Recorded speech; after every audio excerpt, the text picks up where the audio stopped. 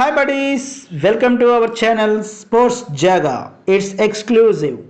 Bengaluru Chinnaswamy stadium బౌండరీలతో బెంబేలెత్తిపోతుంది అనుకుంటే వికెట్ల వేట సాగిందేంటో.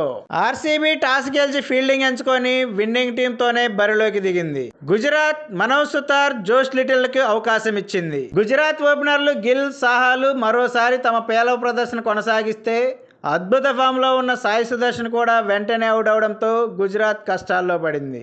పవర్ ప్లేలో కేవలం 23 పరుగులు మాత్రమే చేసి ఈ సీజన్లో లోయెస్ట్ స్కోర్ని నమోదు చేసింది.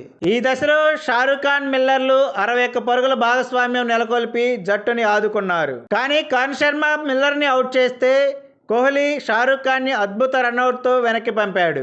రాహుల్ తెవాటియా, రషీద్ ఖాన్లు కొంతసేపు అలరించారు. కానీ ఆర్సీబీ బౌలర్లు మళ్లీ పుంజుకొని గుజరాత్ని 147 పరుగులకే ఆల్అౌట్ చేశారు. 148 పరుగుల స్వల్ప లక్ష్యంతో బరిలోకి దిగిన ఆర్సీబీ చేసిన విధ్వంసం అంతా ఇంతా కాదు. కోహ్లీ, డూప్లిసెస్లు 4లు, 6లతో విజృంభించడంతో ఆర్సీబీ 3.1 ఓవర్లోనే 50 పరుగులు పూర్తి చేసింది. ముఖ్యంగా డూప్లిసెస్ 18 బంతుల్లోనే 50 పరుగులు పూర్తి చేయడంతో పాటు 23 బంతుల్లోనే 64 పరుగులు చేసి అవుట్ అవగా పవర్ ప్లే పూర్తయ్యే సమయానికి 92 పరుగులు చేసింది RCB.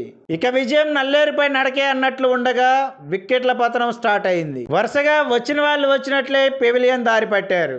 Will Jacks, Rajat Patidar, Maxwell, గ్రీన్లు వరుసగా అవుట్ అయ్యారు. జోష్ లిటిల్ అద్భుత బౌలింగ్ తో 4 వికెట్లు తీసుకున్నాడు.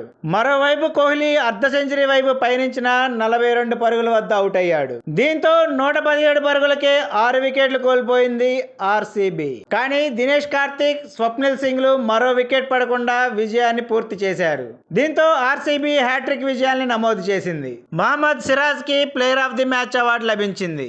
ఈ వీడియో మీకు నచ్చినట్లయితే లైక్ చేయండి, షేర్ చేయండి. ఇలాంటి మరిన్ని అప్డేట్స్ కోసం please subscribe our channel. Bell icon click చేయడం మర్చిపోకండి. Thank you buddies.